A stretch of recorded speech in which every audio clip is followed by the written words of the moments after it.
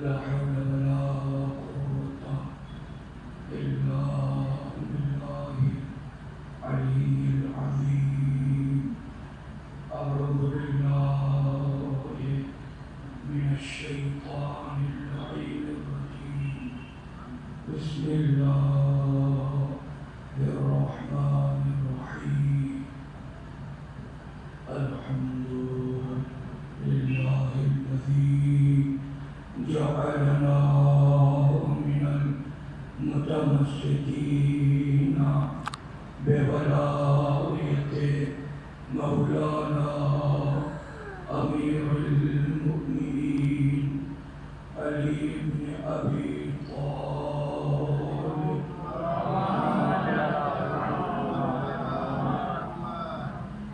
والصلاة والسلام وأفضل التحية والإكرام على نبي رحمة الله وكلمة نوره ووالد هداة رحمته أبي الزهراء وأبي القاسم محمد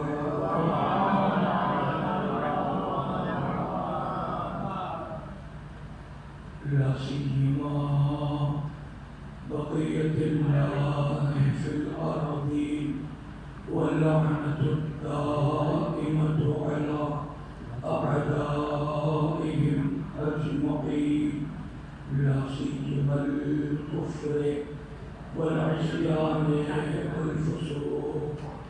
أما بعد فقد قال الله تبارك اسمه وتعالى ذكره.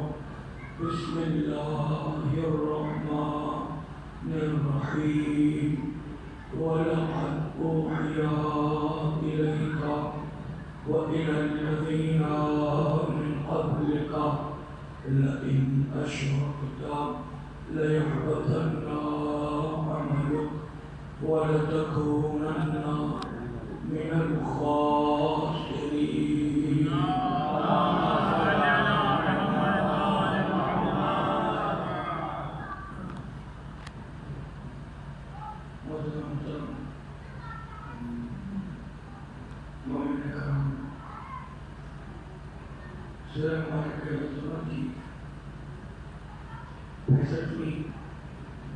آیت شریفہ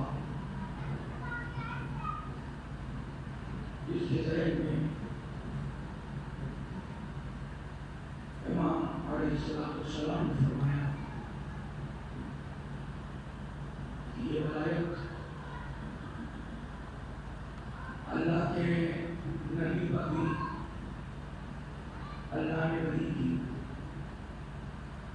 اور سرکار سے پہلے جتنے بھی انبیاء اور مرسلین و لباس میں اس جہاں میں آئے سب اور وہی کی کہ اگر امیر المؤمنین علیہ السلام کی ولایت میں کسی بھی خیر کو شریک کر لیا تو مشرک ہو گئے، اور اگر شرک کیا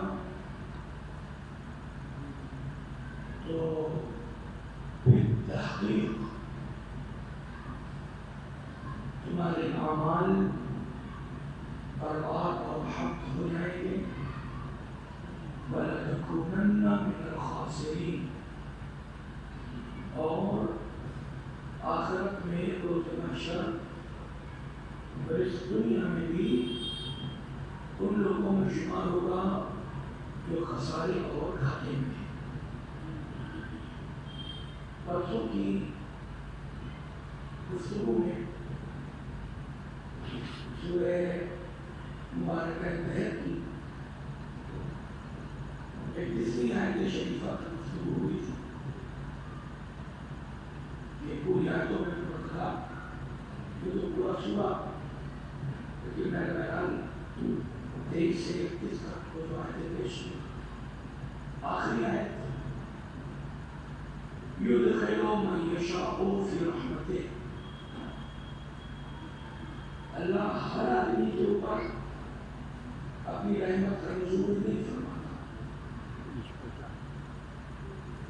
جسے چاہتا ہے جسے پسند کرتا ہے اسی پر اپنی رحمت نازل کرتا ہے، اسی کو اپنی رحمت کے حصار میں لیتا ہے۔ وَأَعَدَّ لِلظَّالِمِينَ عَذَابًا أَلِيمًا، اور امام نے فرمایا کہ پروردگار جسے چاہتا ہے اسے ہی یہ ولایت عطا کرتا ہے، رحمت یعنی آپ ولایت۔ اور وہ لوگ جنہوں نے اس ولایت کا انکار کیا وہ ظالم ہیں، اور ظالم کے لیے پروردگار عالم نے دردناک عذاب آمادہ کر رکھا ہے۔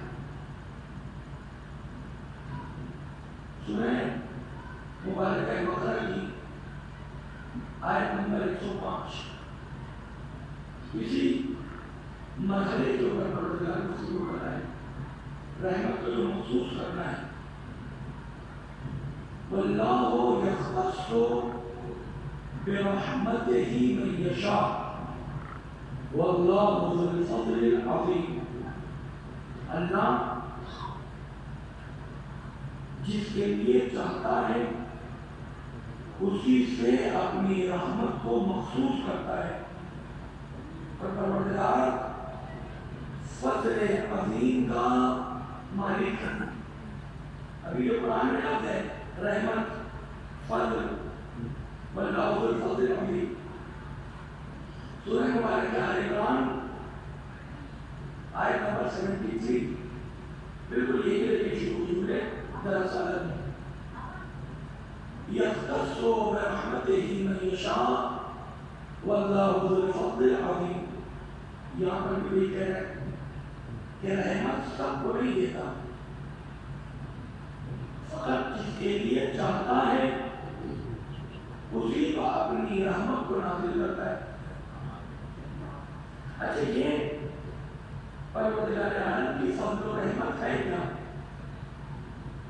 کتاب قرآن مجید میں بار بار یہ کہہ رہا ہے کہ اگر ہمارا فضل اور ہماری رحمت نہ ہوتی تو تم شیطان کے پیروکار ہوتے، شیطان کے نقش قدم پہ چلتے، شیطان کا اتباع کرتے، شیطان کی پیروی کرتے، شیطان کے اشاروں پہ چلتے۔ اگر ہماری یہ فضل و رحمت تم پر نہ ہوتی تو تم لوگ گھاٹے میں ہوتے، جیسے سورۃ زمر کی 65 کی آیت ہے جس کو سر میں کلام قرار دیا۔ سورہ مبارکہ نساء آیت نمبر 83، وَلَوْلَا فَضْلُ اللَّهِ عَلَيْكُمْ وَرَحْمَتُهُ لَاتَّبَعْتُمُ الشَّيْطَانَ إِلَّا قَلِيلًا۔ اللہ کہتے ہیں کہ تم لوگوں کے اوپر اللہ کا فضل اور اس کی رحمت نہ ہوتی تو چند لوگوں کو چھوڑ کر کے تم سب کے سب شیطان کا اتباع کرتے۔ یعنی شیطان سے اگر کوئی شے اللہ کے بندوں کو بچائے ہے تو وہ کیا ہے؟ اللہ کا فضل اور اس کی رحمت۔ سورہ مبارکہ بقرہ آیت نمبر 64، فَلَوْلَا فَضْلُ اللَّهِ عَلَيْكُمْ وَرَحْمَتُهُ لَكُنْتُمْ مِنَ الْخَاسِرِينَ۔ اے لوگوں اگر تم پر پروردگار عالم کا فضل اور اس کی رحمت نہ ہوتی تو کیا ہوتے؟ تم بھی ان گھاٹے والے لوگوں میں سے ہوتے جو قرآن کے ساتھ اگر ولایت جناب امیر میں کسی اور کو شریک کر لیا، چوکا کے ساتھ چوکا کے برابر 15واں کسی کو مان لیا تو کیا ہوگا؟ مشرک ہو جاؤ گے، مشرک ہو گے تو سارے اعمال حق ہو جائیں گے اور وَلَتَكُونَنَّ مِنَ الْخَاسِرِينَ، اور گھاٹے والوں میں سے ہو گے۔ اور یہاں پر بھی یہی کہہ رہے ہیں کہ اگر اللہ کا فضل و احسان، اللہ کا فضل اور اس کی رحمت تم پر نہ ہوتی تو کیا ہوتے؟ تم لوگ بھی انہی لوگوں میں ہوتے جو گھاٹے میں. سورہ مبارک ہے نور آیت نمبر 14 کیا کہہ رہا ہے؟ وَلَوْلَا فَضْلُ اللَّهِ عَلَيْكُمْ وَرَحْمَتُهُ فِي الدُّنْيَا وَالْآخِرَةِ لَمَسَّكُمْ فِيمَا أَفَضْتُمْ فِيهِ عَذَابٌ عَظِيمٌ. اگر پروردگار عالم کا فضل اور اس کی رحمت تم پر نہ ہوتی تو کیا ہوگا کہ تم جس چیز میں ہو اس وجہ سے تمہارے اوپر پروردگار عالم کا دردناک اور خطرناک عذاب نازل ہوتا. یہ بار بار کون چیز بتا رہی ہے؟ شیطان کی اتباع سے، پیروی سے، آخرت میں خسارے اور گھاٹے سے اور عذاب سے. اللہ کا فضل اور اس کی رحمت. سورہ مبارک نور آیت نمبر 21 یہی معنی ہے یا ایھا الذین آمنوا لا تتبعوا خطوات الشیطان. اے ایمان والوں شیطان کے راستوں کا اتباع نہ کرو، شیطان کے پیچھے نہ چلو. وَمَن يَتَّبِعْ خُطُوَاتِ الشَّيْطَانِ فَإِنَّهُ يَأْمُرُ بِالْفَحْشَاءِ وَالْمُنكَرِ. اس لیے کہ اگر شیطان کے راستے پہ چلو گے تو شیطان کبھی خطیر کی طرف نہیں آئے گا. شیطان کیا کرے گا؟ إِنَّهُ يَأْمُرُ بِالْفَحْشَاءِ وَالْمُنكَرِ. شیطان کیا کرتا ہے؟ فحشاء اور منکر کی طرف بلائے گا تمہیں. ان دونوں کی طرف فحشاء اور منکر، برائی، کھلا برائی. شیطان فحشاء اور منکر کی طرف بلائے گا. پھر وَلَوْلَا فَضْلُ اللَّهِ عَلَيْكُمْ وَرَحْمَتُهُ مَا زَكَىٰ مِنْكُمْ مِنْ أَحَدٍ وَاللَّهُ يُزَكِّي مَن يَشَاءُ. اور یاد رکھو اگر پروردگار عالم کا فضل اور اس کی رحمت تمہارے اوپر نہ ہوتی نا تو تم میں سے کسی کا بھی تزکیہ نہیں ہو سکتا تھا. تزکیہ کتنا ضروری ہے کہ اللہ نے کل پیغمبروں کو اسی تزکیہ کے لیے بھیجا ہے. لیکن سوال یہ ہے کہ بار بار سورہ آل عمران میں، سورہ نساء میں، سورہ بقرہ میں اور سورہ نور کی دونوں آیتوں میں اس کے علاوہ بھی قرآن مجید میں بار بار یہ کہہ رہا ہے کہ اگر اس کا فضل اس کی رحمت نہ ہوتی، اس کا فضل اس کی رحمت نہ ہوتی تو تم خسارے میں ہوتے، تم گھاٹے میں ہوتے، تم شیطان کے چکر میں آ جاتے، تم شیطان کے راستے پہ چلے جاتے، تم فحشاء و منکر کی ولایت کو مان بیٹھتے. اگر اللہ کا فضل اور اس کی رحمت نہ ہوتی تو کیا ہوتا؟ خدا کا عذاب تم کو اپنی طبیعت میں لے لیتا. امام معصوم علیہ السلام سے پوچھا گیا کہ سرکار یہ کیا ہے پروردگار عالم کا فضل اور اس کی رحمت جس کے لیے قرآن بار بار کہہ رہا ہے کہ اگر یہ نہ ہوتا تو تم یہاں بھی برباد ہو جاتے، وہاں بھی برباد ہو جاتے. امام علیہ السلام نے فرمایا کہ اللہ کا فضل ہے سرکار محمد کی رات اور اللہ کی رحمت ہے جناب علی کی رات.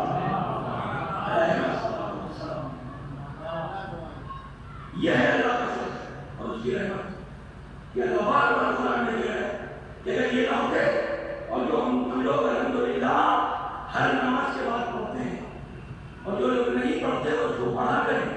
بڑی سے بڑی مشکل، پریشانی، مصیبت، خدا نخواستہ کوئی قید خانے میں ہو، کوئی جیل میں ہو، دنیا کی ظاہری جیل میں یا شیطان کی جیل اور قید میں کوئی ہو تو اسی دعا کو پڑھے جو نماز کے بعد ہے. کبھی بھی پڑھے اس کو الہی وحب البلا ولی الخفا والکشف القضا، جو اسی میں جملے موجود ہیں یا محمد یا علی یا علی یا محمد.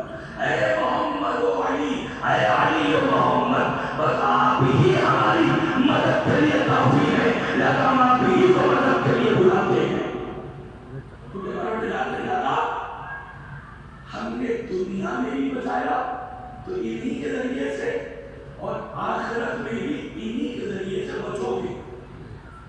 تو اس سورہ میں پروردگار عالم نے سورہ نور کے آخری حصے میں کیا تھا؟ اگر یہ فضل اور رحمت یعنی جناب امیر اور جناب امیر کے بھائی علیہ السلام، اگر یہ دونوں کی مسئلہ نہ ہوتی ما زکا منکم من احد ابدا، قرآن کے ایک ایک حرف اور لفظ کے اوپر غور کرنا چاہیے کہ اگر یہ فضل اور رحمت نہ ہوتی تو تم میں سے کبھی بھی کسی ایک کا بھی تزکیہ نہ ہو پاتا.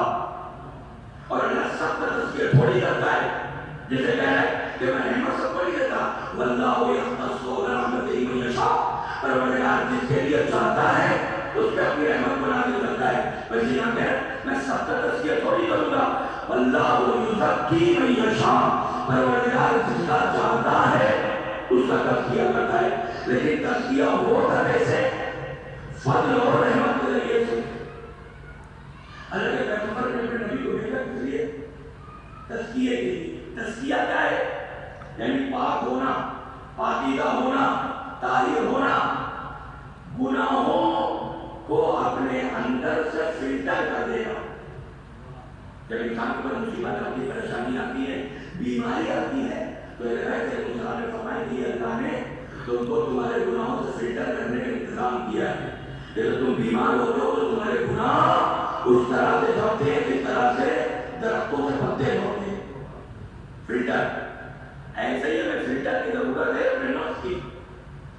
کہ جب یہ نفس سجدہ کرے تو صرف خدا کا، جب یہ نفس نماز پڑھے تو صرف خدا کی، جب یہ نفس عبادت کرے تو صرف اللہ کی، جب یہ نفس پرستش کرے تو صرف پروردگار کی، کسی اور کی طرف جانے کی کوشش نہ کرے. تو ہمیں دو طرح کا تزکیہ چاہیے. ایک ہمارے جسم اور ہماری روح کا تزکیہ کہ ہمارا جسم پاک و پاکیزہ ہو جائے، اور ایک ہم یہ جو اعمال انجام دے رہے ہیں ہمارے اعمال کا تزکیہ، یعنی ہمارے اعمال پاک و پاکیزہ ہو جائیں.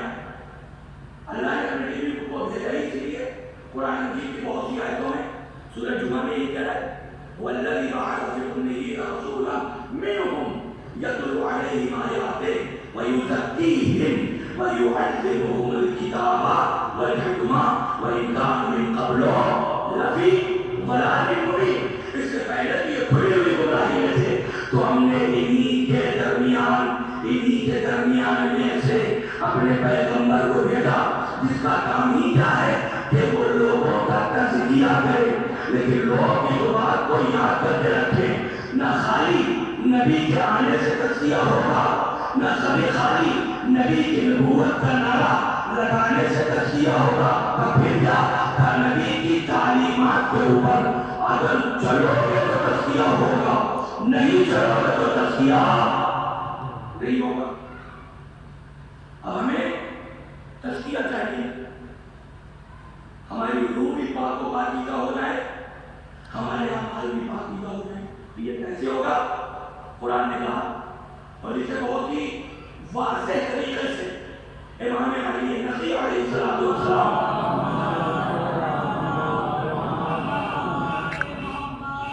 نے زیارت جامع کبیرہ کے اندر ذکر فرمایا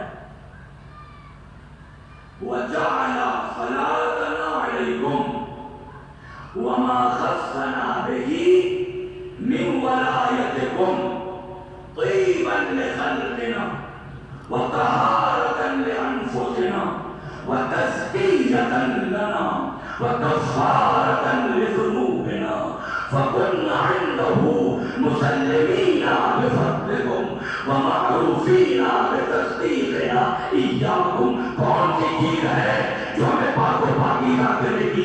اے اہل بیت عصمت و طہارت، اے چہارہ معصومین، اللہ کا لاکھوں درود و سلام آپ کی ذات اقدس کے اوپر ہو کہ ہم نے جو آپ کے اوپر درود و صلوات بھیجی اور خدا نے ہمیں جو آپ کی ولایت عطا کی نا، اس ولایت کا فائدہ کیا ہوا؟ طیباً لخلقنا. اب اگر ہماری خلقت ہوگی یعنی ہم پیدا ہوں گے تو طہارت کے ساتھ یعنی خباثت اور نجاست اور حرام کا تصور نہیں ہوگا. ہمارا نفس بھی پاک ہوگا.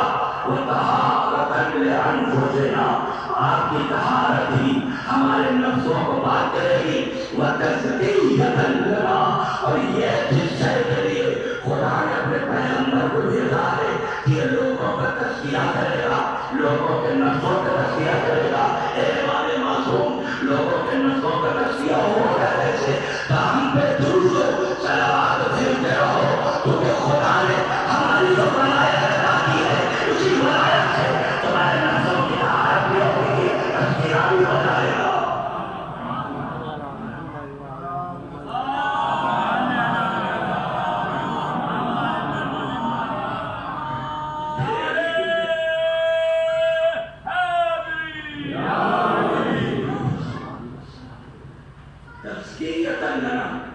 ہمارا تزکیہ ہے اسی ولایت کے ذریعے سے، اور سورہ جمعہ کی اور آگے آیت میں پہنچے گا کہ سب وہی معاملہ ہے، پورا واضح ہوتا چلا جائے گا۔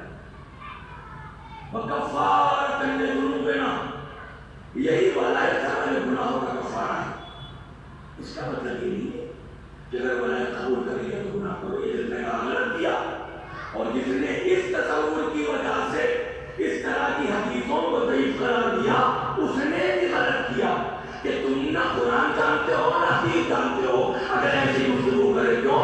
چونکہ کفارہ تو ولایت کے ذریعے سے ہی ہوگا، کیونکہ یہی ولایت ہے جو توبے کی توفیق دلاتی ہے، جو استغفار کی توفیق دلاتی ہے۔ اگر ولایت نہ ہو تو طریقہ استغفار اور توبہ بھی نہیں ہو سکتا۔ یہ لوگوں نے غلط سمجھا کہ بھائی اس کا مطلب تو یہ ہوا کہ ان کی ولایت کا دعویٰ کرو اور گناہ کرو۔ یہ کیسے سمجھ لیا؟ ان کی ولایت خود گناہ سے دور ہے، ان کی ولایت تو گناہگاروں کو گناہوں کے کنویں اور دلدل سے باہر نکالتی ہے اعمال صالحات کی طرف، اور آپ یہ کہہ رہے ہیں کہ ولایت قبول کر لو اور چاہے کتنا گناہ کرو کفارہ ہو جائے گا۔ اس کا مطلب یہ ہے کہ اس طرح کی حدیثیں یا آیتیں غلط نہیں ہیں، آپ نے علم دین حاصل کیا ہی نہیں۔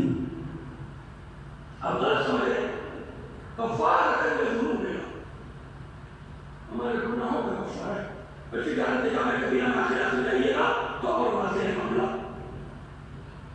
لیکن الحمدللہ کیونکہ میں اس کے اوپر گفتگو کر چکا ہوں، میں نے گفتگو کرنے سے پہلے صاحب معافی کر کے میں باقاعدہ جانتے جامع کبیرہ کے سلسلے سے تقریباً 2-3-4 سال پہلے گفتگو کر چکا ہوں، لیکن ایک جملے میں نے گفتگو نہیں کی لیا کیا اس کے بعد یا جو فضائل پڑھ رہے ہیں یا میں نے بیت السلام پہ احسان نہیں کر رہے ہیں، کبھی یہ ولایت گناہ کا کفارہ ہوگی، کبھی اس ولایت کے ذریعے سے ہمارے طہارت اور ہمارے نفوس کی طہارت ہوگی، کبھی اس ولایت کے ذریعے سے ہماری خلقت طیب و طاہر ہوگی کہ ہمیں ولاد حرام نستجیر باللہ نہ کہا جائے۔ کب؟ کیوں؟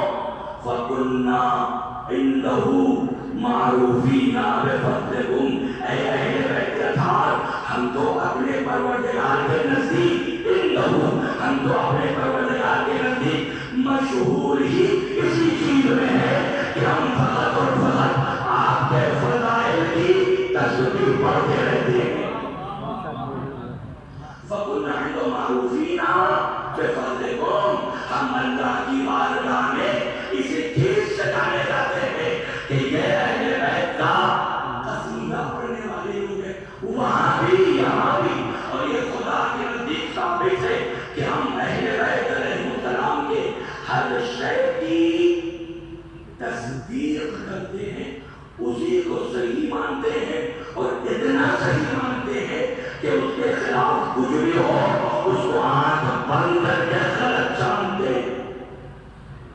جیسے اس کے صحیح ہونے کا یقین ہے ویسے اس کے خلاف کے غلط ہونے کا یقین ہے۔ یہ دونوں چیز ہونی چاہیے، فقط یہ نہیں کرے گا کہ ان کے صحیح ہونے کا یقین تو ہے لیکن ان کے غلط ہونے میں شک ہے۔ اگر ادھر شک بھی ہو گیا تو ادھر والا معاملہ چل نہیں پائے گا، بالکل برابر سے۔ تو اللہ کا فضل اور اس کی رحمت، خدا جس کو چاہے اس کا تزکیہ کرے گا اور جس کے لیے نہ چاہے اس کا تزکیہ نہیں کرے گا۔ نبی اور بھی بیان بہت سی آیتیں سورہ حاقہ کی تقریباً 12 آیتیں 40 یا 42 سے لے کر 52 تک، 40 سے 52 تک سورہ مدثر کی ہے، سورہ مزمل میں، سورہ نبا میں، سورہ فلق میں، سورہ اعلیٰ میں. لیکن ذرا سارے سلسلے کو روک کر کے، یعنی چونکہ بہرحال عنوان گفتگو بھی ہے کہ ولایت اور ہماری ذمہ داری دونوں معاملہ برابر سے چلتا ہے کہ ہم ولایت کی اہمیت کو بھی سمجھیں اور اس کی اہمیت کے ساتھ ساتھ اپنی ذمہ داری بھی سمجھیں. ذمہ داری کیا ہے؟ جناب امیر کائنات نے حضرت محمد مصطفیٰ صلی اللہ علیہ وسلم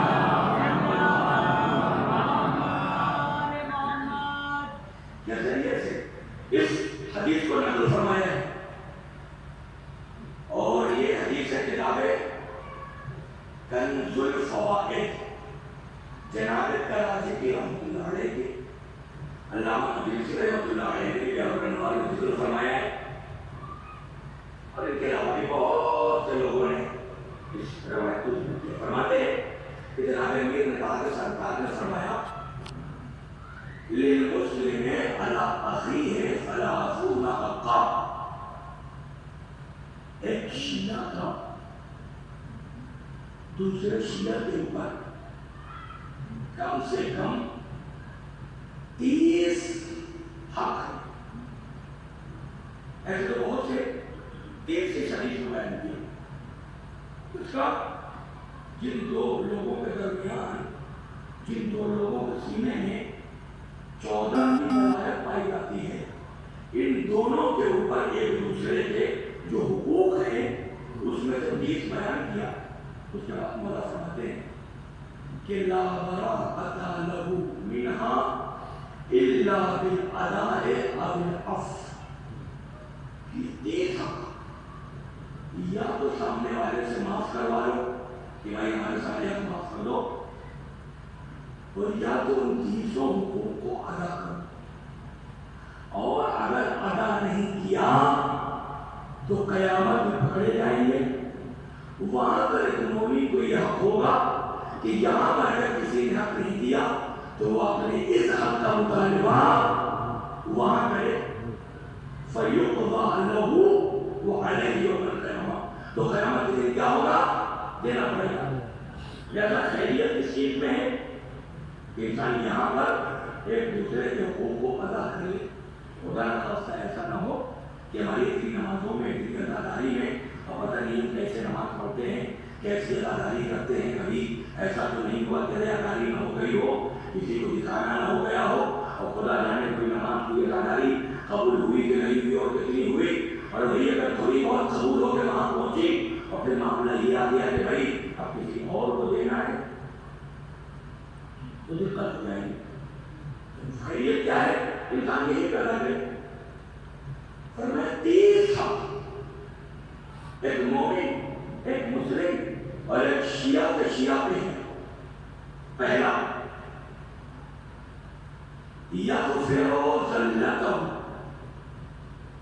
ویرحم عبرتہ ویستر عورتہ ویقیل عثرتہ. 4 کہتے ہیں. پہلا یغفر ذلتہ، اگر کسی مومن سے، کسی مومن کی شان میں کوئی گستاخی ہوتا ہے تو اس گستاخی کرنے والے کا حق ہے اس کے اوپر جس کے ساتھ گستاخی ہوئی ہے کہ بنا چوٹ چڑھا کے اس کو معاف کر دے اگر اس کے سینے میں ولایت ہے تو. اس بات کا ثبوت دیتے ہوئے کہ تمہارے سینے میں ہے ولایت. یہ کون فرما رہے؟ جناب امیر کائنات علیہ السلام. یا تو پھر وہ ذلت ہو، کوئی گستاخی ہو گئی، کوئی شان میں کوئی خلاف اس نے بات کر دیا، کوئی اشارہ کر دیا، کچھ کہہ دیا، جانے میں کہہ دیا. یہاں جان بوجھ کی تو بڑی دور کی بات ہے. اگر بھولے سے بھی کسی کو کچھ جائے، مطلب مس انڈرسٹینڈنگ کا بھی کوئی معاملہ ہو تو اس پہ تعلقات اور رشتے داریاں اور مرنا جینا ختم کر دیتے میرے جیسے لوگ. لیکن کیا بتایا پہلا وَيَغْفِرُ ذَلَّتَهُ، اس کے لغزش کو معاف کر دے، خطا کو معاف کر دے۔ نمبر 2، البتہ یہ جو 30 ہے اگر اس میں قاعدے سے پڑھا جائے تو کم سے کم 3 اشرا کے اوپر پڑھا جا سکتا ہے، اور آپ لوگ خود اتنی منطقت سن چکے ہیں تو آپ اس کو محسوس بھی کر سکتے ہیں ایک جملے کے اوپر۔ تو ایسے تو اگر یہ کہا جائے کہ ایک جملے کا درد مل کر پڑھی جا سکتی ہے، اتنا قرآن اور حدیث میں مواد اور مطالب موجود ہے، ادھر ادھر سے دماغ نہ لگا کر کے اس ایک چیز کے اوپر کم سے کم آپ یہ مان لیں کہ 30 مجلس تو بڑی آرام سے اطمینان ہو جاتی ہے کہ میں جلدی جلدی آگے اس سلسلے کو مکمل کر کے پھر آگے دوسری موضوع کی طرف چلا جائے۔ یرحم اقربہ، دوسرا حق ایک مومن کا مومن کے اوپر یہ ہے کہ اس کے بہے ہوئے آنسوؤں کو پوچھے، نہیں کہ کچھ ایسا کرے کہ اس کا آنسو بہے۔ معاشرہ بالکل برعکس ہے، ایسی گفتگو کرتے ہیں لوگ، پتہ چلا کہ شریف آدمی کو کچھ کہہ دیا، اس کی بے عزتی ہو گئی، کسی کو لوٹ لیا، برباد کر دیا، کسی کا کچھ چھین لیا، جس کی وجہ سے وہ بیچارہ ہو گیا، کمزور ہو گیا، اس کے اوپر کوئی مصیبت آن پڑی ہے تو اس کے زخموں پہ نمک نہیں چھڑکنا ہے بلکہ اس کے زخموں کا مرہم بننا ہے۔ کب؟ اگر شیعہ ہو تو، اگر سینے میں ولایت ہے تب ان سے خدا کہہ رہا ہے کہ تمہیں یہ کرنا پڑے گا، نہیں ہے تو چاہے تو کرو، اس خدا سے کوئی مطلب نہیں ہے، اس نے یہ چیز لکھ دیا ہے کہ اگر یہ نہیں ہے تو اونگے کو جہنم میں پھینک دیں گے، اور اسی دنیا میں اس نے جہنم میں پھینک دیا ہے، اور جو وہاں فیصلہ اس کا کچھ نہیں ہوگا، وہ فیصلہ یہی سے کر چکا ہے کہ اگر اس ولایت کے بغض اور دشمنی میں مر گئے تو یہ بھی جہنم تھی، اور وہاں تو باقاعدہ جہنم کا انتظام ہے۔ یہ تو ساری باتیں کسی اور کے لیے ہونا ہو سے مطلب نہیں، ہمارے لیے ضرور جن کے سینے میں ولایت پائی جاتی ہے۔ یرحم عورتہ، اس کے آنسوؤں کو پوچھے، اس کے زخموں کا مرہم بنے، اس کی مصیبتوں میں کھڑا ہو، احوال پرسی کرتا رہے کہ بھائی آپ کے معاملات کیسے چل رہے ہیں، آپ کا بزنس کیسا چل رہا ہے، مثلا کوئی پریشانی تو نہیں ہے، کوئی دقت تو نہیں ہے، میرے لائف کوئی کام تو نہیں ہے۔ بھائی یہ کہنا تو بڑی دور کی بات، انسان دور دور بھاگتا ہے کہ کہیں ایسا نہ ہو کہ کوئی مدد مانگے، مصیبت میں نہیں کھڑا ہوتا انسان۔ اور اپنے رشتے داروں کو بھی دیکھیے، مریض ہے، بیمار ہے، پریشان ہے، رو رہا ہے، بیوہ ہے، یتیم ہے، کچھ بھی ہے، مریض کا پیسہ نہیں چاہے علاج نہیں کروا پائے، بیٹے ہو یا کوئی اور ہو، سب ایسا نہیں کرتے، لیکن عام طور سے ایسا دیکھنے میں آتا ہے۔ اور اگر زیادہ میری بات غلط ہو تو یہ مان لیجیے کہ 10% میری بات صحیح ہے، حالانکہ پوری 100% صحیح ہے، لیکن میں 10% کہہ رہا ہوں تاکہ بہرحال تکلیف نہ ہو۔ اور یہ ہمیں تو دیکھتے جب ضرورت تھی پیسے کی، اس کی مریضی میں، بیماری میں، لاچاری میں تب نہیں کھڑے ہوئے، اور جیسے ان کی آنکھ بند ہوئی، اب 40واں جو ہوگا وہ شان سے، سیوم جو ہوگا وہ شان سے، سیوم اور ٹیکے میں بھی بہت سے لوگ، اب یہاں کیا ہوتا ہے نہیں پتا، میں نے بہت سے لوگوں کو دیکھا ہے، بریانی کھلائی جاتی ہے، کھانا کھلانا بہت اچھی بات ہے، اب یہ نہ سمجھے کہ میں مشترک کر رہا ہوں، کھلانا بہت اچھی بات ہے، کبھی بھی کھلائے، کیسے بھی کھلائے، امیر کو کھلائے کہ غریب کو کھلائے، کھلانا منع نہیں، اطعام الطعام بہت بڑی صفت ہے، اور خاص کر کے اہل بیت علیہ السلام کے نام پہ کھلانا، اس سے منع نہیں کیا جا رہا۔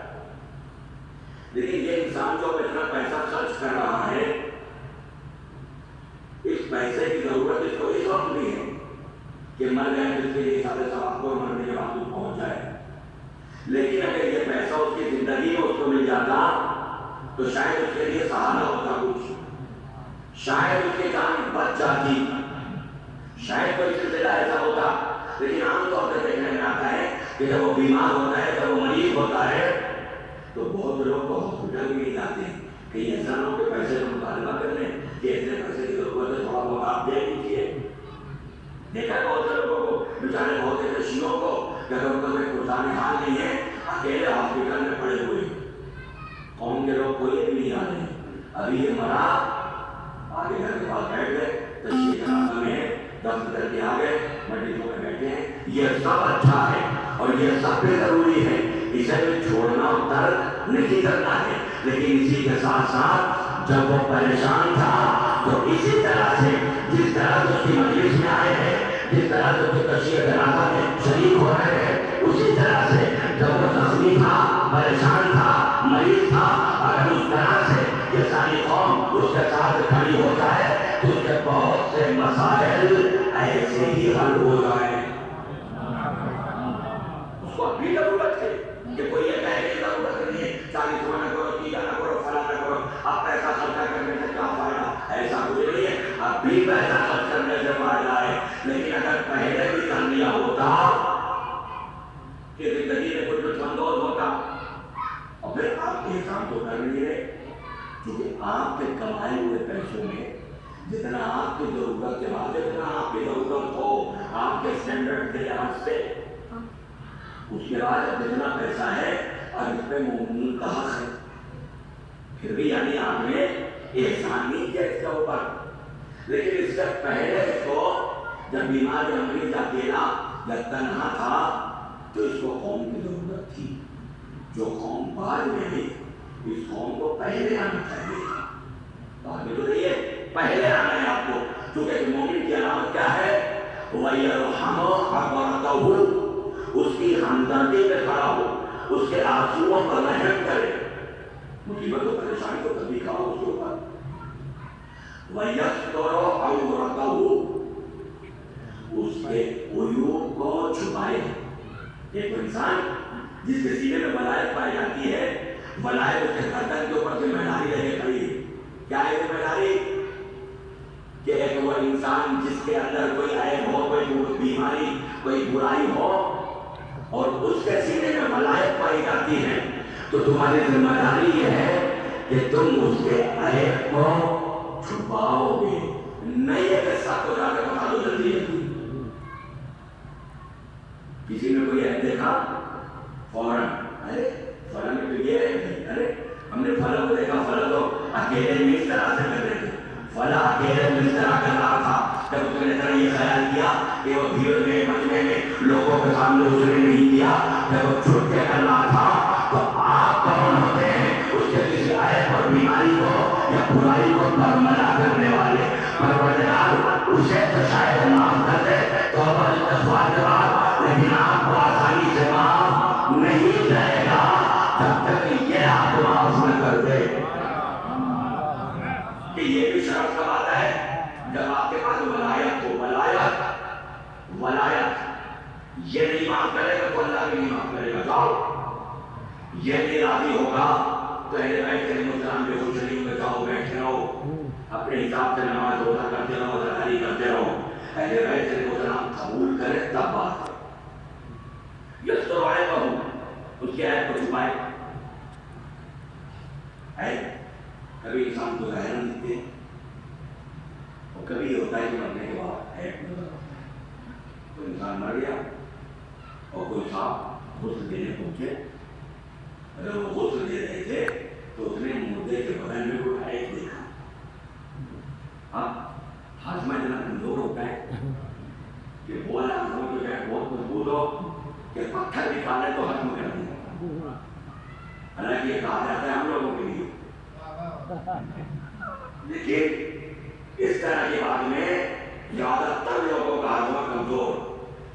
ایسا لگتا ہے کہ تاک میں لگے رہتے ہیں کسی کی بیماری کسی کی برائی پتہ چلے اور فوراً ان کو اگلنا ہے. ایسا نہیں کہ اندر رکھ لیں تو بیمار ہو جائے گی اندر رکھ لیں تو کوئی بہت بڑی مصیبت آ جائے گی.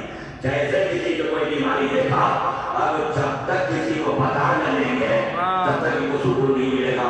تبھی آپ دیکھیں خیال دیکھیے کتنا شریعت نے کتنا بہترین انتظام کیا ہے. تم جو دوسرے کے منتظر ہو تمہارے گھر میں کوئی مر گیا تو تم خود اسے غسل دو. بھائی بھائی کو غسل دے گا باپ کو غسل دے گا، ایک باپ اپنے بیٹے کو غسل دے گا، مثلا ایک رشتے دار کو غسل دے گا، گھر کے اندر آدمی تو جا کر کے باہر جا کے بتائے گا کہ میرے بھائی کے بدن میں یہ عیب تھا، لیکن میرا تو وہی معاملہ ہے تو میں نے پہلے بھی کئی مریضوں میں کیا ہے، جو شریعت نے کہا کرو تو نہیں کرے گا، کہا جو کہا کہ نہ کرو کبھی نہیں کرنا ہے، کہا غسل دو کہا نہیں دیں گے، کہا تمہارا رشتے دار سے مٹی نہ دینا کہا نہیں دے تو دے گے، ساری قوم کو اٹھا لے ہم کیا کریں کہ ہمارے ساتھ چیز مت دو، تمہارے رشتے دار ہیں تو مٹی مت دو، سب تو رہے اللہ سے دور ہو جاؤ گے، لیکن ساری قوم کھڑی ہو کے بلا رہی آؤ سب سے پہلے ان کو مٹی دینا ہے، کہتے ہیں نا کہ ان کے اوپر کوئی مٹر کا کیس ہو جائے کہ کوئی دکھا دے کہ انہوں نے دفنا دیا تھا قوم نے، کہ پتا لگے پہلے مٹی ہندو نے ڈالی، الگ الگ لوگوں کے جو بھی کانسیپٹ ہو کے شریعت کا معاملہ نہیں ہے، اور یہ میں پہلے تفصیل کے ساتھ یہ بتا دوں گا، اور اس کو صرف مجھے کر رہا ہوں تاکہ لوگوں کے دماغ میں رہے اور کوئی سوال جواب ہو تو بہرحال اس وقت میں نے عرض کیا تھا اور آج بھی عرض کر رہا ہوں کہ کوئی سوال جواب اس سے ریلیٹڈ ہو تو بہرحال کر سکتے ہیں۔ اور یس تو آئے تو مومن کا ولایت اگر پائی جاتی ہے تو حق یہ ہے کہ اس کے آیت کو چھپانا پڑے گا، وَيُقِيرُ عَصْرَتَهُ، اور اگر کوئی غلطی اور کوئی لفظش اور کوئی خطا کرنے کے بعد آپ سے معافی مانگے تو آپ اسے فوراً معاف کر دیجیے، یا کہ جو جملے بھی ہے اس میں بھی یقیر عصرتہ، حق یہ ہے کہ اسے معاف کرے، اصل یقیر اقالہ آپ نے اسے کہتے ہیں مستحب ہے اقالہ مومن کے ساتھ، دکان ہے ایک انسان نے کسی سامان کو بیچا دوسرے انسان نے خریدا، تھوڑی دیر کے بعد بھائی میں معافی چاہتا ہوں اس سامان کو واپس لے لو، سامان کا واپس لے لینا مستحب ہے، اس کو شریعت میں کہتے ہیں اقالہ۔ اب اگر کسی مومن نے کوئی بات کہہ دی، کچھ کہہ دیا، کچھ کر لیا، اب بیچارہ پریشان ہے، معافی میں معافی مانگ رہا ہے، گڑگڑا رہا ہے، رو رہا ہے کہ میں اپنی بات واپس لے رہا ہوں، لیکن یہ اپنے آپ کو مومن، مسلم اور شیعہ اور ولایت والا بتانے والا انسان اس کو معاف کرنے کے لیے تیار ہی نہیں ہے، جبکہ ولایت کہتی ہے کہ جیسے ہی اپنے غلطی کا اعتراف اور اقرار کرے اسے فوراً معاف کر دو، حق ہے اس کا، ہم اس کا احسان نہیں کر رہے ہیں، اس کا حق ہماری گردن کے اوپر ہے کہ اس کے لفظوں کو درگزر کر دیا جائے۔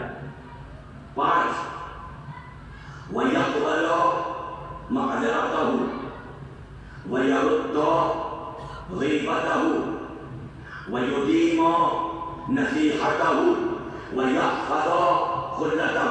8 ہو گئے، کیا کرے؟ اس کی معذرت کو ایکسپٹ کر لے فوراً، کوئی غلطی ہوتی ہے کسی بڑے سے بوڑھے سے کسی جوان سے بچے سے کسی سے بھی کوئی غلطی ہو گئی اور بیچارہ کہ نے معاف کر دیے سوری اور پتہ نہیں کیا کیا وہ کر سکتا، اور یہ اپنے پوری اپنی شان میں شیطانی شان میں وہ جو رحمانی شان میں ہوتا ہے، اگر اس کی وجہ سے کنبہ بھی سدھر جائے نا تو فوراً یہی کہتا ہے اور میرے خدا نے بھی معاف کیا، ہم نے بھی معاف کیا۔ یہ صرف کہنے کی بات تو نہیں تھی نا، یہ امام نے اس وجہ سے کیا تھا کہ ہمارے چاہنے والے بھی اپنے آپ کو اس طرح سے بنا لے، ارے خیر تو غیر ہے، بات کا معاملہ ہے، جانے دو، ارے کم سے کم تم یہ دیکھ لیتے کہ یہ بھی تیرے مولا کا شیعہ ہے، اس کے پسینے میں تیرے مولا کی ولایت پائی جاتی ہے، تو اس کو بھول نہ تھا، لیکن تو اس پسینے کی ولایت کو کیسے بھول گیا؟ اتنی کمزور تمہاری ولایت کیسے ہو سکتی ہے؟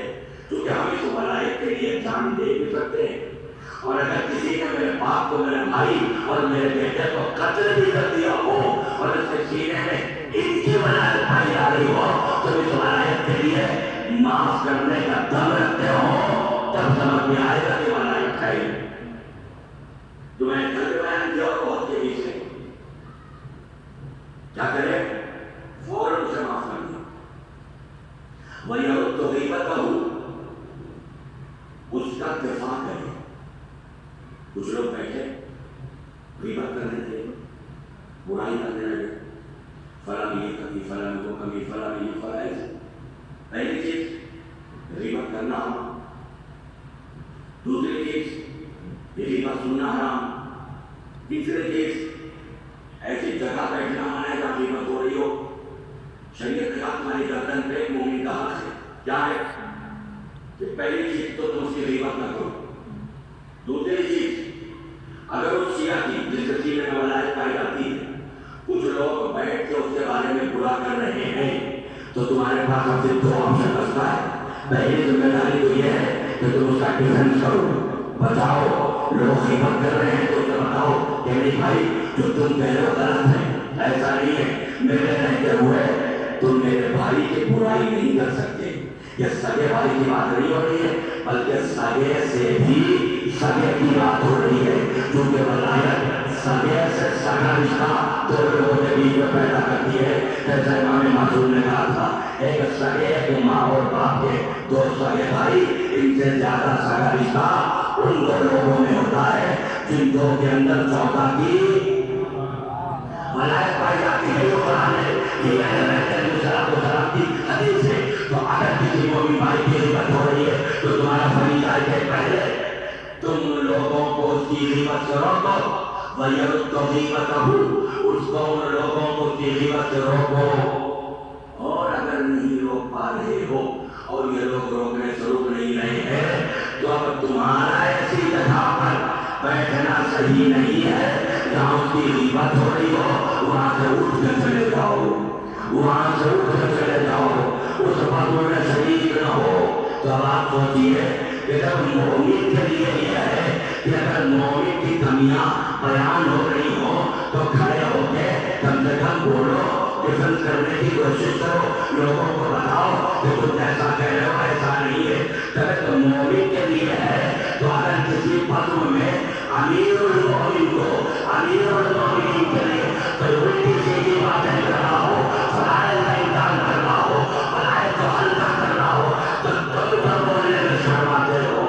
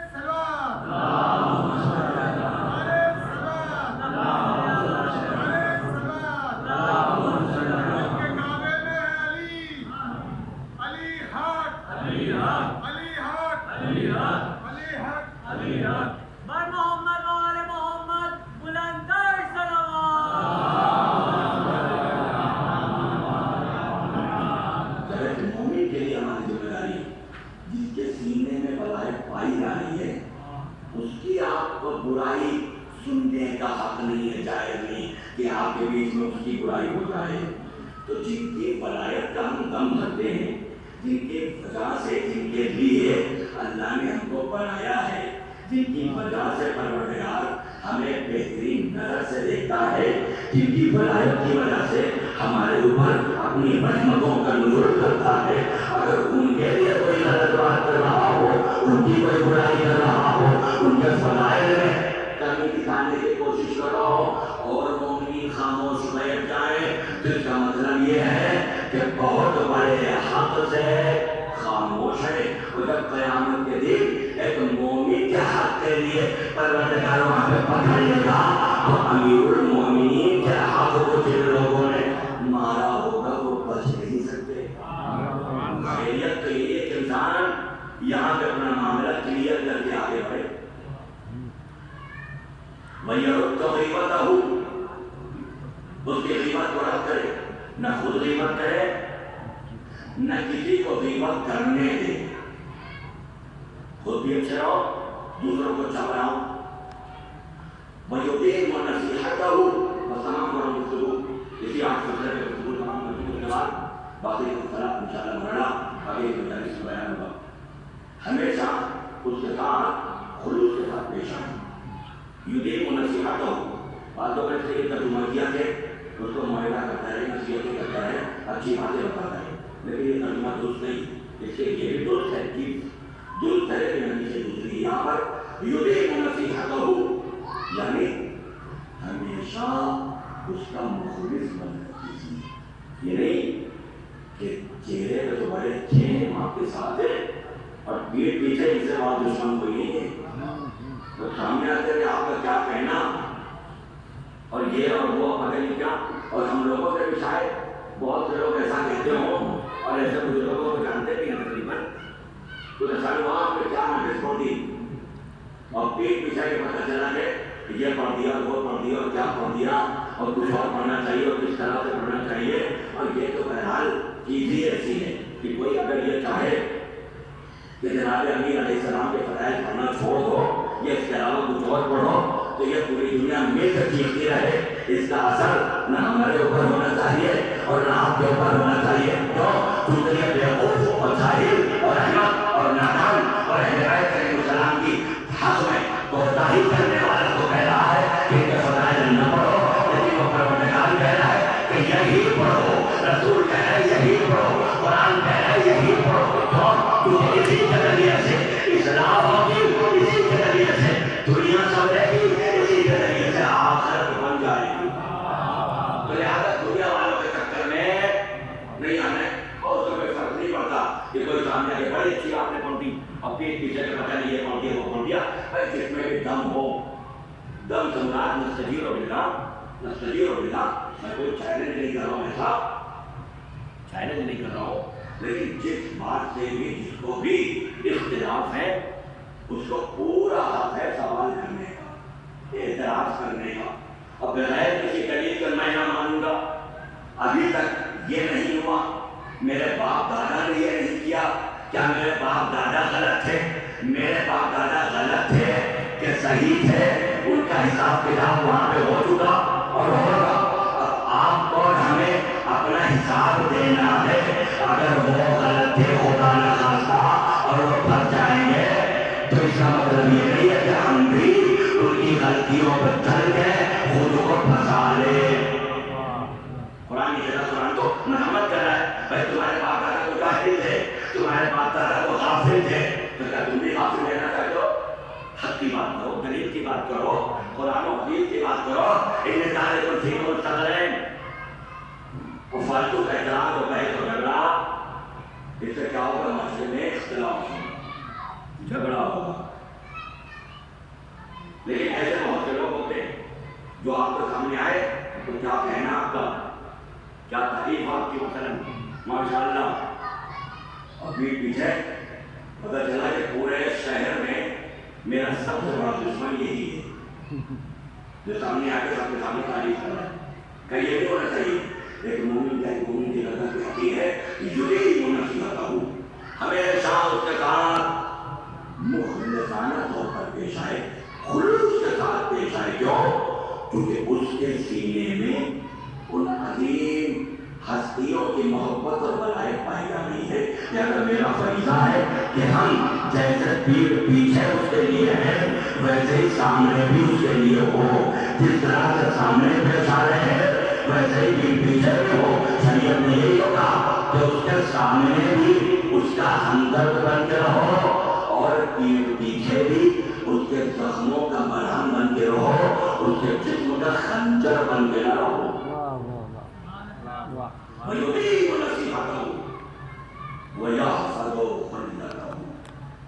अपनी खुल्लत की हिफाजत करें। एक मोमिन का हक दूसरे मोमिन की गर्दन पे है कि खुल्लत का हिफाजत करें। खुल्लत जैसे हम लोग कहते जनाब इब्राहीम में खलीलुल्लाह, इसी खुल्लत से है खलीलुल्लाह, दोस्ती। ये खुल्लत कैसे पैदा होती है? जनाब इब्राहीम को भी जो अल्लाह ने खलील बनाया, क्यों बनाया? इमाम मासूम के बीच है, क्योंकि जनाब इब्राहीम ज्यादा से ज्यादा और कसरत के साथ मोहम्मद और आले मोहम्मद के ऊपर दुरूद और सलावत भेजते रहते थे, तो परवरदिगार ने जनाब इब्राहीम को खलील बना दिया। इसका मतलब यह है कि इनकी वलायत और मोहब्बत की वजह से दो लोगों के बीच में खुल्लत पैदा हो जाती है। तब एक मोमिन के लिए हक है, जरूरी है उसकी गर्दन पर दूसरी मोमिन के लिए या फसो खुल्लतहू, कि वो उसकी दोस्ती और खुल्लत की हिफाजत करे।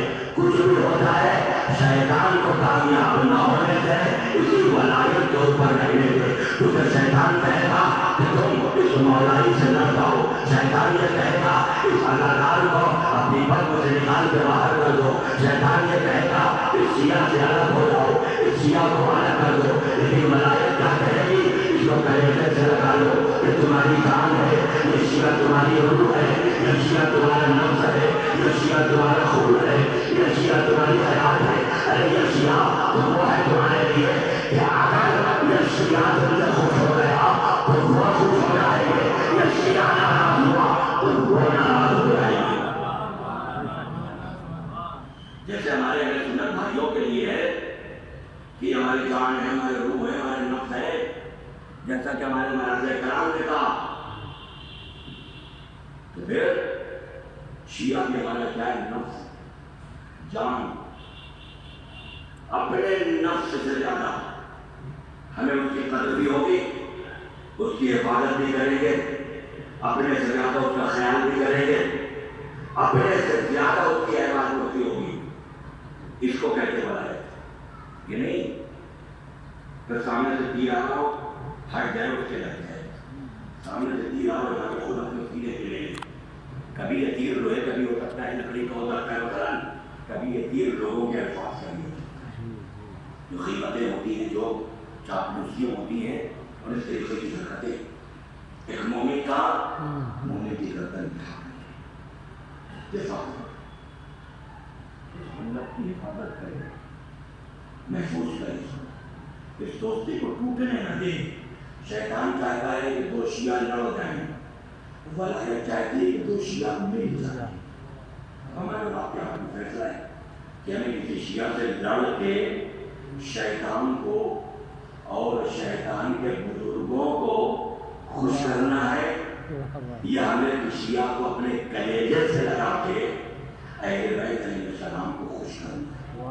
کوئی بڑی بات نہیں، بس ہمارے اور آپ کے اخلاق میں ہے کہ چاہے رشتے داری توڑ کے شیطان کے دوست بن جائے، چاہے اس کو اپنے کلیجے سے لگا کے رحمان کی دوست بن جائے. اہل بیت علیہ السلام کو نہیں کھانا ہے. ایک شیعہ کے لیے ضروری ہے شیعہ کا خیال رکھے،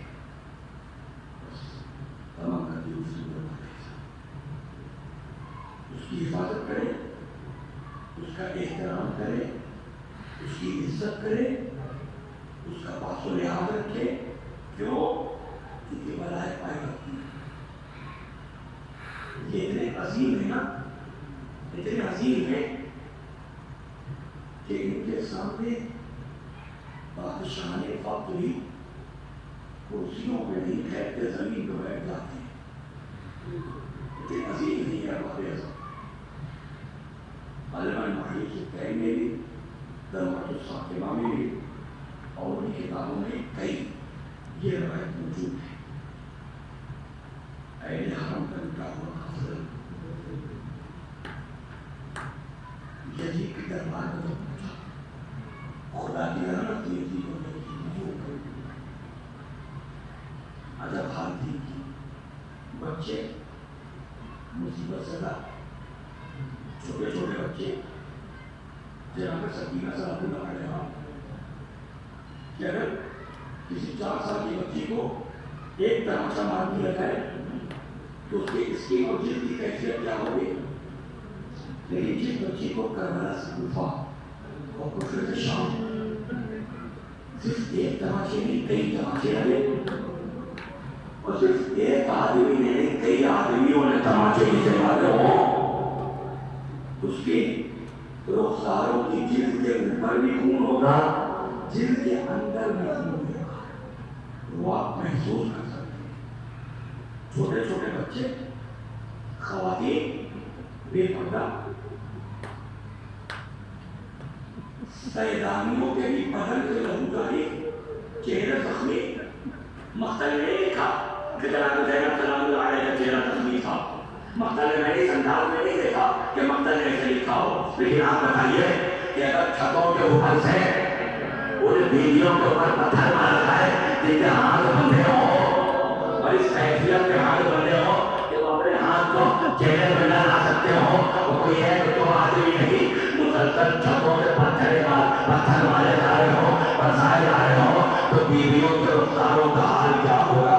الگ حال ہوگا نا، جن کا سر بھی زخمی ہے، جن کا رخسار بھی زخمی ہے، جن کے بدن کے اعضاء زخمی ہے، کیونکہ جب پتھر کسی کے بدن پہ لگتا ہے نا تو کیا کیفیت ہوتی ہے؟ تو سوچیے جب وہ اتنے بے رحم تھے تو انہوں نے چھتوں سے پتھر چھوڑے نہیں تھے، چھتوں سے پتھر مارے تھے۔ اب اوپر سے پتھر کوئی اگر مارے گا تو نیچے کتنی تیز اور شدت کے ساتھ آ کر کے لگے گا۔ سوچیے جب ان خواتین کو، بیویوں کو یہ پتھر لگ رہے ہوں گے، تو چھوٹے چھوٹے بچوں کو یہ پتھر لگ رہے ہوں گے تو کیا عجب کیفیت ہوگی؟ عجیب کیفیت تھی جناب سید سجاد علیہ الصلوۃ والسلام کی کیفیت۔ ہاتھوں میں ہتھیلیاں، پاؤں میں ریڑھیاں۔ ہتھیلیاں ایسی ہیں کہ جو جسم کے گوشت کو کاٹ کے ہڈیوں تک پہنچ گئی۔ گلے میں جو توق ہے کیا کہتے ہیں؟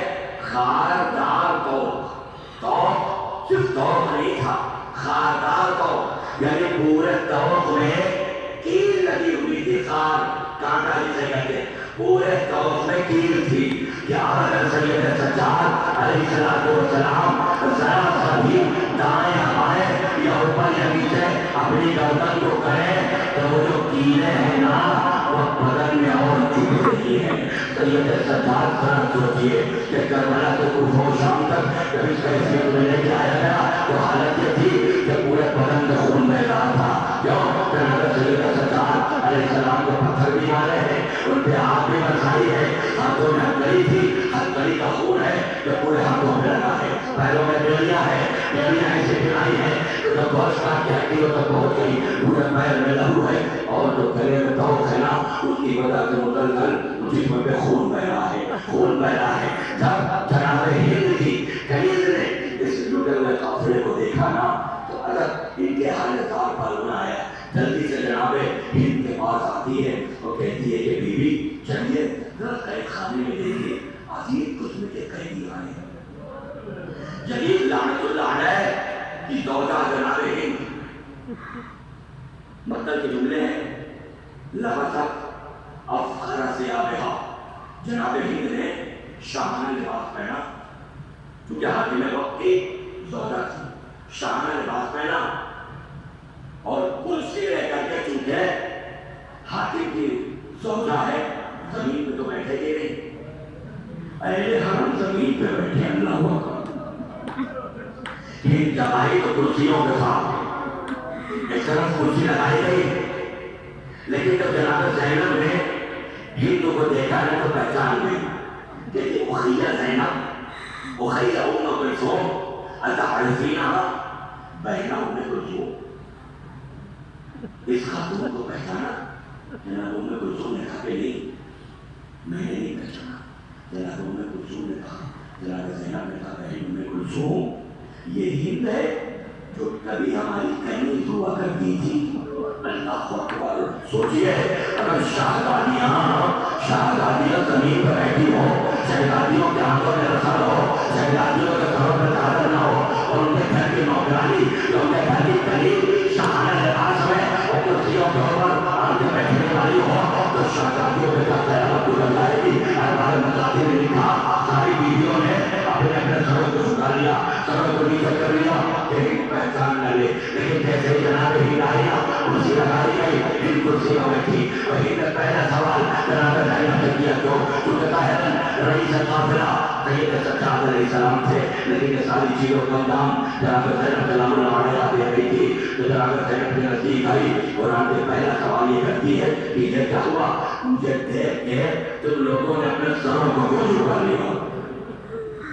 ہائے اللہ اکبر، ہائے قربت اہل بیت اطہار علیہ السلام۔ جناب زینب سلام اللہ علیہ جواب دیتی تو کیا دیتی؟ کیا کہتی کہ اے ہند، آج تو جو شاہانہ لباس میں آئی ہے، سلیحہ کی منظر کے آئی ہے، کیا بتاؤں کہ میں وہ زینب ہوں جو کل تیری شہزادی تھی، اس کے گھر میں تو خدمت کیا کرتی تھی، میں وہی زینب ہوں۔ کیسے کہے جناب زینب سلام اللہ علیہ، سر کو جھکا لیا، کوئی جواب نہ دیا۔ پھر سوال کرتی ہے یہ بڑا بھی انتنا، کیونکہ جب ہند پہنچی نا تو جب کیفیت میں دیکھا کہ چھوٹی سی بچی ہے جن کے رخساروں کے اوپر خون ہے، دامن جلا ہوا ہے، چہرے کی ادب کیفیت ہے کیونکہ جناب سکینہ کو صرف تماچے تو نہیں مارے گئے، تازیانے بھی مارے گئے. جناب سکینہ کو نیچر سے بھی مارا گیا ہے. ہم مقدس کی کتابوں میں باقاعدہ لکھا ہے ایک طرف سید سجاد ہے، ایسا لگتا ہے کہ کوئی بوڑھا انسان ہے، سر جھکائے ہے، پورے بدن کا خون بہ رہا ہے، اور ایک طرف کوئی بیویاں ہیں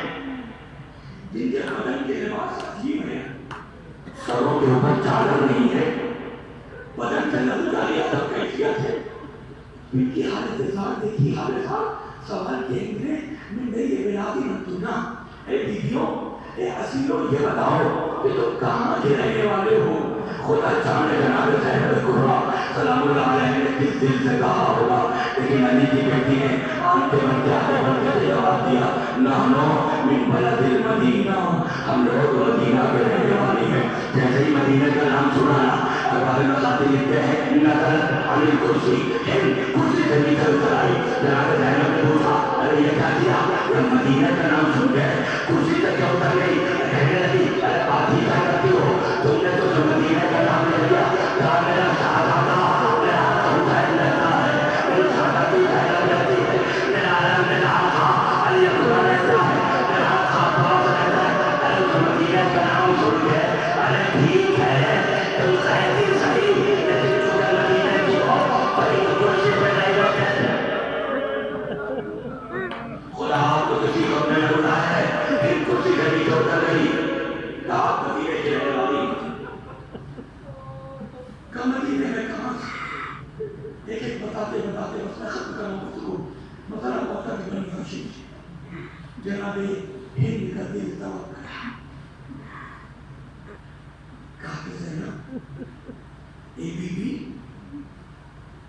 کیا آپ کے بارے میں آپ کے پاس مدینے میں میرا آقا حسین ابن علی رہتا تھا اس کی کوئی خبر ہے؟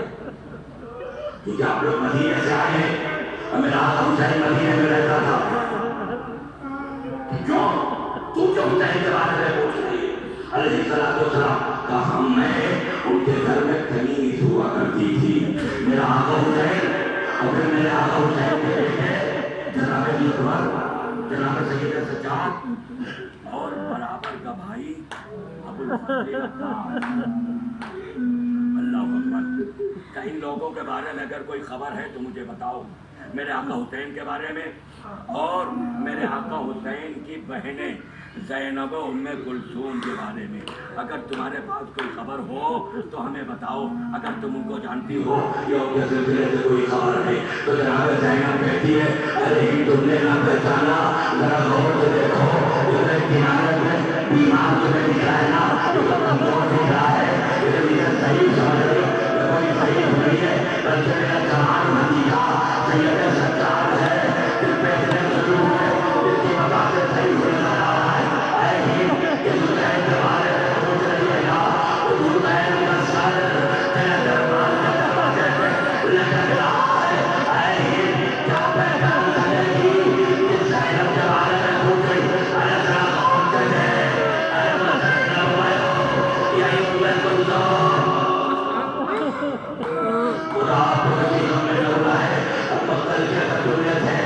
جیسے ہی جناب زینب نے کہا ہند پہچان بھی سکے گی زینب میں ہی ہوں، میں ہی تیری شہزادی زینب ہوں. اور باب مخاطر نے لکھا فتناول حجرن وضربت به راسها وسالت من وجهها وتحت مغلتها. کہ کیسے ہی جناب سبحانہ کہہ رہے یہی زینب ہے، یہی ام کلثوم ہے. پاس سے پہلے پتھر کو اٹھایا، پتھر کو اپنے سر پہ مارا. ارے بیوی یہ کیا ہو گیا؟ ارے میرے گھر میں میرے دربار میں میری شہزادی زمین کے اوپر اس کیفیت میں پتھر پہ جو پتھر کو مارا تو لہو جاری ہو گیا. جناب ہند کے سر سے خون بہنے لگا. اور بتاتے نے لکھا سرکار حسین کا وصیہ پڑھتے پڑھتے ہند بے ہوش ہو گئی. اور جیسے ہی مسجد پڑھتا ہوا نا جناب زینب آگے بڑھی کہتی ہے زن حاکم اے ہند آپ کیا کر رہی ہے؟ یقین تمہارا ظالم ہے، ایسا نہ کر ورنہ تجھ پر ظلم کرے گا. جناب ہند نے کہا ارے اب برداشت نہیں ہوتا، ارے اب کوئی راستہ نہیں ہے. جناب ہند اٹھی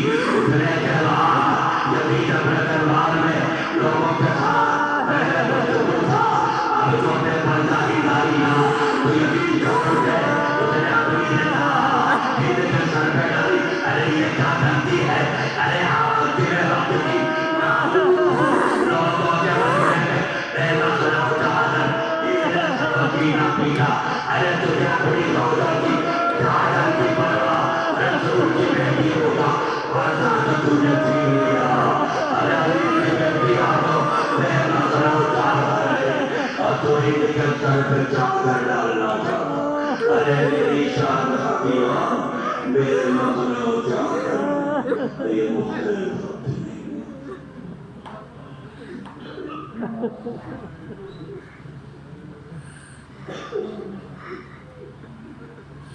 اللہ تو وہی رضا کی اللہم